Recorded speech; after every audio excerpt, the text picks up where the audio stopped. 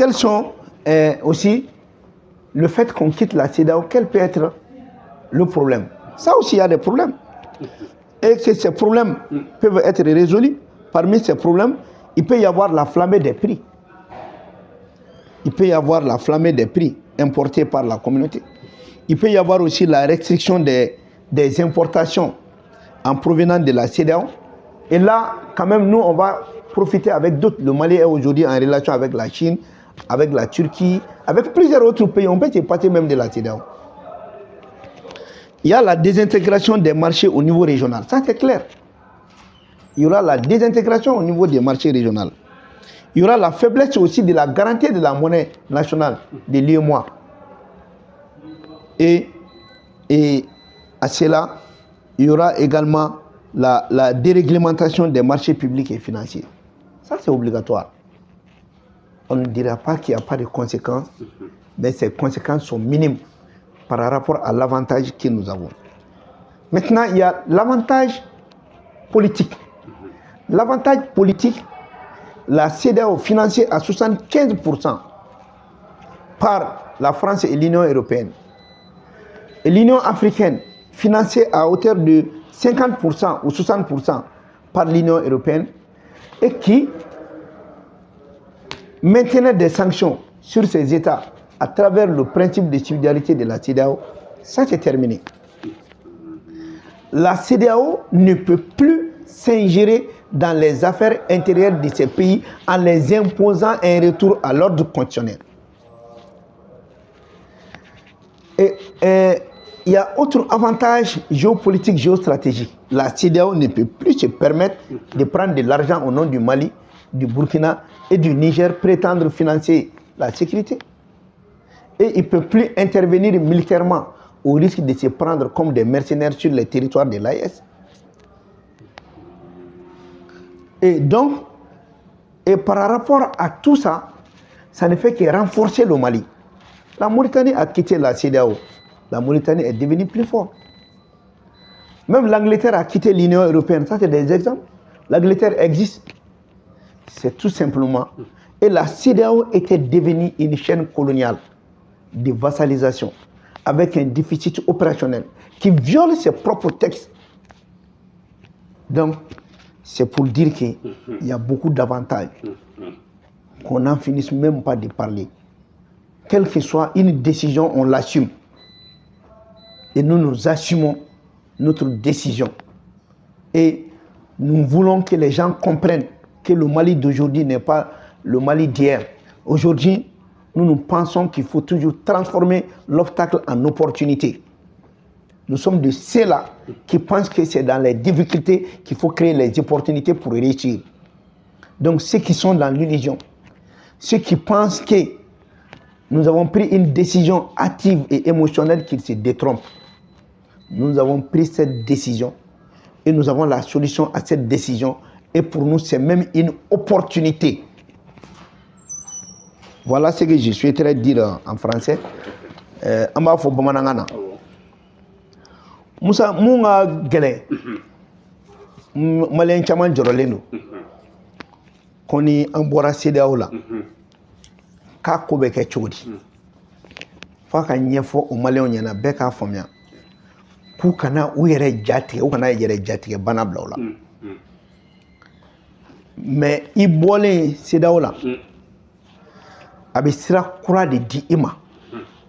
Sira kura min be ibla ika barake ire. Sira kura mbatu ika bli kunkolo la ki tina balo mata la ble. O de sira tike kono nana. Na ye jateminɛ kɛ. Ka sɔrɔ CEDEAO yɛrɛ an ma bɔ a la.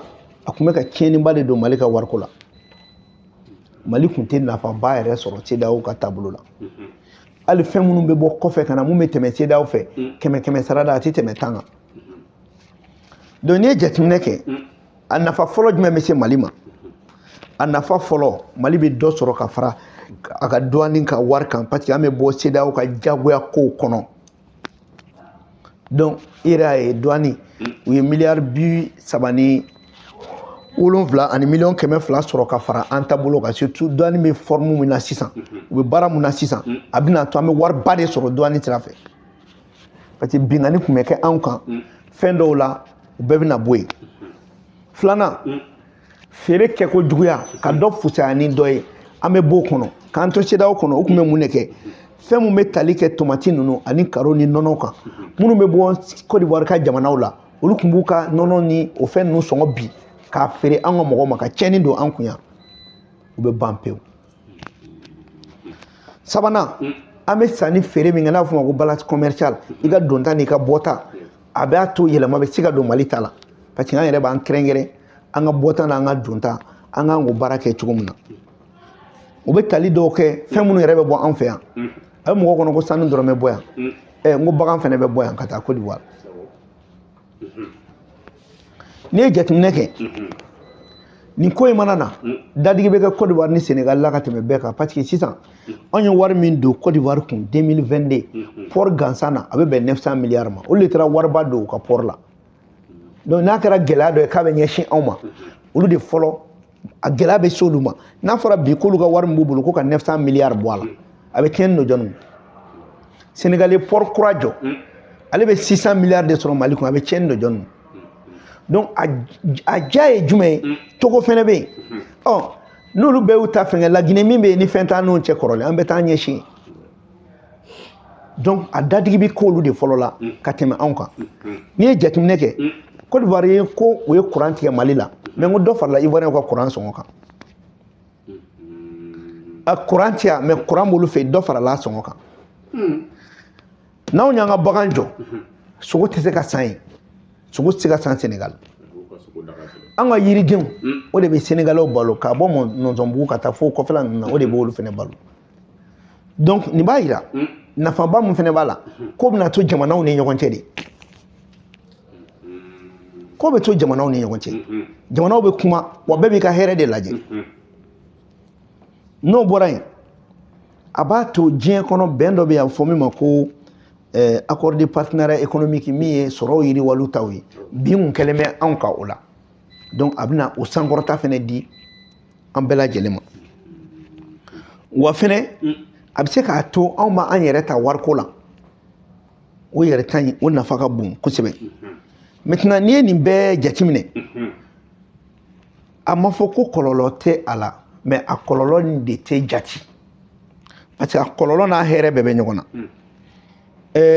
fɛnw sɔngɔ bɛ dayɛlɛ mais fɛnw sɔngɔ dayɛlɛli o sɔngɔ fɛnɛ fɛn de b'an yɛrɛ bolo a b'a to an yɛrɛ bɛ baara k'an fɛ yan fɛn o fɛn bɛ bɔ kɛnɛma n'an b'o dun yan an b'o sɛnɛ yan maintenant nafa wɛrɛ bɛ anw ɲɛ n'o o juguya bɛ taa se olu ma u b'a fɔ ko BCEAO min b'an ka wari dilan ni franc CFA bɛ taa Mali bɛ se ka sanni kɛ ka sɔrɔ a ma o franc CFA dun Mali bɛ se ka kɔmasegin kɛ ni fɛn wɛrɛ ye mun sirilen tɛ franc CFA la Mali y'o caman yɛrɛ kɛ Mali y'o caman kɛ n bɛ misali dɔ d'i ma i bɛ se k'a fɔ dɔ bɛ se ka n'a fɔ ko bon n nana tracteur d'i ma i b'a fɔ ko bon i ye tracteur min di an b'a wari sanu segin ma o mago tɛ CFA ko la o dadigi bɛ kɛ jɔnni na ou bien nin fɛnɛ bɛ n bolo n bɛ nin d'i ma ou bien bon n ka sanu dengɛ i bɛn'a bɔ n tɛ wari d'i ma mais n'i ye nin wari hakɛya in bɔ n'i ye nin sanu hakɛya in bɔ nin bɛ k'e ta ye nin bɛ kɛ ne ta ye wari t'o la o caman bɛ yen nɔ mun bɛ ka kɛ mun bɛ ka nafa se an ma donc n'i ye jateminɛ fɛnɛ kɛ Mali bɛ fɛn minnu bɔ kɔfɛ ka na a bɛ se ka gɛlɛya don la mais sauf que Mali ka fɛn caman bɛ bɔ kɔfɛ o tɛ tɛmɛ CEDEAO yɛrɛ fɛ fo n'a bɔra port kunda sinon chinois an n'olu bɛ ka jɛ an ni tirikiw bɛ ka jɛ an ni jamana caman bɛ ka jɛ donc o bɛɛ sirilen tɛ CEDEAO ka kuma na donc o la tuguni an b'a fɔ nafa wɛrɛ b'a jumɛn b'a la tuguni nin b'a to CEDEAO b'i dabɔ Maliko kuma na an ye sanction ta o kama o a ye élection kɛ o a y'a don ta a y'a bɔ ta o bɛɛ bannen de filɛ nin ye bon CEDEAO min yɛrɛ filɛ nin ye ba kuma yɛrɛ bɔgɔra datugu kuma tɛ mɔgɔ wɛrɛ ta ma ale ka wari bɛ bɔ Faransi de kun Union européenne kɛmɛ sarada 70 ɲɔgɔn na o de bɛ sara Union européenne ni Faransi fɛ Union africaine fɛnɛ kɛmɛ sarada 50 ɲɔgɔn na Union européenne fɛ donc de telle sorte que olu se k'u yɛrɛ bɔ o mɔgɔ ninnu bolo donc ni CEDEAO ye sanction dɔ ta ou bien ni Union européenne ko k'a bɛ min na u b'o appliquer ni jamana bɛɛ kan o banna Bon, nin bɛ dankari